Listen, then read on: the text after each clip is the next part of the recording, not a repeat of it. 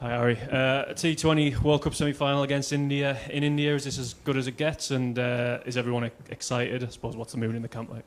Yeah, it's up there for sure. It's a dream come true for most of us to play in a World Cup semi-final against the home nation on a very iconic ground. So we're all really looking forward to it. Maury Markle was in here early. He described the likelihood of it being a shootout tomorrow. What's your prediction for the game? Oh, prediction.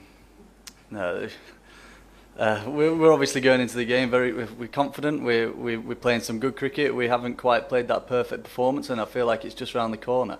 Hopefully, it's tomorrow night, and we go out there and we just play with freedom, play brave, and look to take it to them as much as we can. The manner of your victories, at times the teams you've been playing have looked favourites to win. But you've obviously won the decisive moments in these contests. Does that lend an air of maybe not invincibility, but more like feel like you're close to unbeatable? No, definitely not unbeatable. But I think it gives us a lot of confidence going into tomorrow as well. We've won them tight games, which in World Cups proved to be very important as well.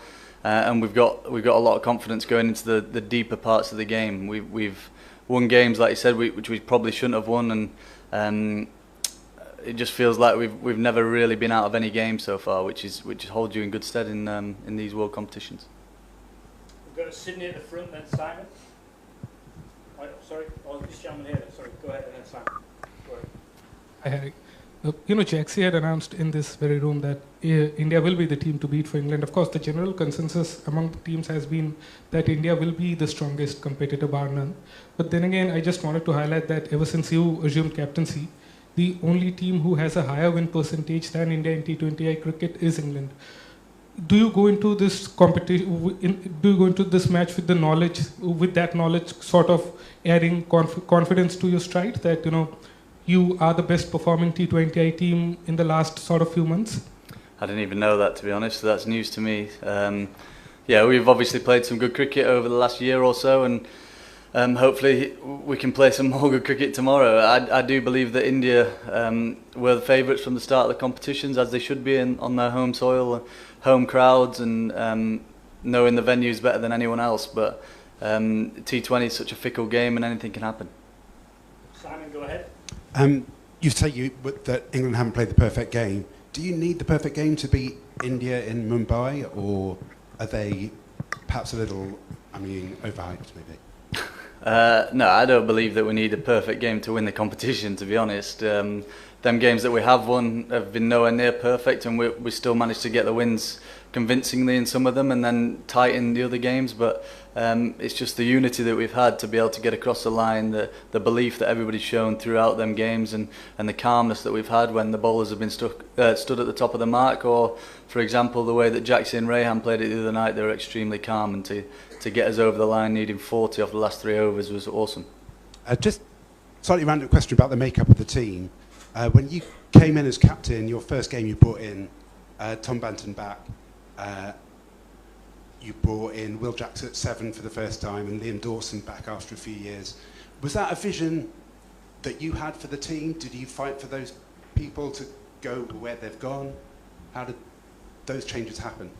Yeah, obviously when I took over, this was a year away, and it felt like it probably needed a little bit of planning, and that was slightly part of the planning, really, to try and get some game time in them guys, and them slowly build some confidence up, knowing that they were going to be in the side most of the time, and they've taken them roles on beautifully. Jaxie, for example, he's had 4 man of the matches this World Cup. He's been the standout player in the competition, arguably. Dawson's played a massive role in plenty of games as well. Bance has won us a few games off his own bat, and it's just having that confidence, knowing that you are going to be around for a little while, and thankfully it's got us this far so far in the competition. How personally rewarding is it to make kind of big calls like that, put players in positions they've never played before, and here you are in a World Cup semi-final and you've been rewarded for that? Yeah, and I'm close to all 3 of them as well, so I knew when I'm stepping onto that field that they're going to have my back. They're going to agree, or not agree, but have my back with whatever decision I make when I'm on the pitch, and then they'll fight my corner at every given occasion.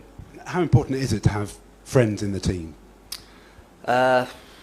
First of all, they have to be good enough cricketers to get in the team, but I do think it makes a big difference when you know that someone's going to have your corner and fight for you until the last ball, and them three and, well, the whole 11 have done that beautifully since I've taken over. Second row here, and then the lady in the corner. Harry, you have been praised for your captaincy, the way you have led this England side in this T20 World Cup. But for a player like Josh Butler, who is experienced, who has been a former captain, as a young leader, how do you deal with him? What are the conversations when he's not getting runs? And is it the time that, you know, Butler, such a big player, can light up this semi-final with his batting? Yeah, you don't have to talk to him too much. I think leaving him alone is probably the best thing to do. He's been a powerhouse of a cricketer for many years, as we've all seen, and yeah, I've been asked this question thousands of times now, and I just think that there should be no reason to question why he's in the team. Go ahead in the corner. Hi, Harry. You mentioned about the tight situations in your previous matches, but it is to be noted that England have managed to bounce back from the tough situations, be it against Nepal or Pakistan. How vital is that for teams' confidence, knowing that your team can bounce back from any given situation, especially going into a crucial match like the semi-final? Yeah, massive confidence. Like I said before, we don't feel like we're ever out of a game so far, and all it takes is one of the top 7 to get a decent score, or one of our 5 or 6 bowlers to have an amazing day out there, and all of a sudden you're walking away with a victory, and that's what we've done so well so far. Everybody's kind of chipped in. That game against New Zealand, everybody had a part to play, whether that's bat ball or in the field. So it's definitely so far been mainly team performances, but I feel like there's a big individual performance to come soon. Cheers. The back in the middle, yeah, go ahead.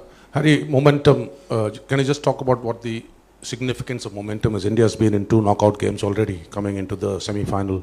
Is there a factor at all going into a semi-final? Sorry, what was that? So India have been in 2 knockout games already coming into the semi-final. Is that like a factor at all when you talk about momentum? I don't know, that's for them to answer. Nothing to do with me. Just on the significance of momentum in this format. We've just got to go out there and play our game. Like I said, that's for them to answer. That's their question. Yeah, at the back. Harry, you've made a lot of tactical calls that's gone your way, you know, in this tournament, even in crunch situations. Could you talk about the tactical challenges you will have as a captain against a team like India with all the variables that come into play playing at this venue? Yeah, we obviously get a lot of stats. We've got a lot of videos. We can see where the batters are trying to hit the ball. We know the wagon wheels and whatnot. We know the matchups. It's just about trying to fiddle the bowlers to make sure that it's uncomfortable for their batters for as long as possible. Really, they're obviously a very good side and they can adapt to different bowlers. But yeah, my job is to try and make it as uncomfortable for them as possible. 3 more. Yeah, Second row in the corner, yeah. Harry, the last time you were here in India for the T20 series, perhaps I think Varun Chakravarti got you out a few times. So have you managed to sort of work him out, practice against his style of bowling in the nets? And does the 100 against England give you that confidence that, against Pakistan give you that confidence that, you can tackle spinners better now? Again, and the performance in Sri Lanka. I feel like England always get a bad rap about playing against spin. We've gone to Sri Lanka and we've won 6 games in a row against the subcontinent side, who are very good in their own backyard, and we've got a lot of confidence playing on turning pitches. Chakravarti is one of the best bowlers in the world, and I'll try my best to face him and score as many runs as I can against him. One here and then we'll finish it. What do you make out of the pitch here? Do you think that it will be this green tomorrow? This green? The switch. What do you make out of the wicket? I don't know. You're asking the wrong man. I don't know anything about wickets. I'll have a chat with Baz tonight and tomorrow before the game, but yeah, we'll have a look at the stats and see what to try and do first if we win the toss. Thank you. And the last one at the front, and then we're done. Thank you. You just pass the mic across. Thank you. Hi, Harry. Tomorrow's match will be played on the surface, on the central surface where you lost the game against West Indies and Italy bet Nepal. It was a pitch where the spinners had some assistance. 14 wickets were picked up by the spinners in those 2 games. So is that something which is playing at the back of your mind, with India having quality spinners like Varun Chakravarti as well as Akshar Patel? And how are you planning to deal with that challenge? We've got some very good spinners as well. Our spinners have bowled extremely well throughout this competition, and they've got to try and tackle that challenge as well. India have produced and always have produced very good spinners, and we know that, and we accepted that before coming into this competition, that we're gonna face challenges throughout, especially on pitches that can assist spin bowling. But like I said before, we played 6 T20s, 3 ODIs against Sri Lanka, and in this world competition in Sri Lanka, and we only lost 1 game. So I think we're going in with a lot of confidence, and like I said before, I feel like England players get a bad rap against spin. Okay, we're done. Thank you. Thank you. Good luck. Thank you.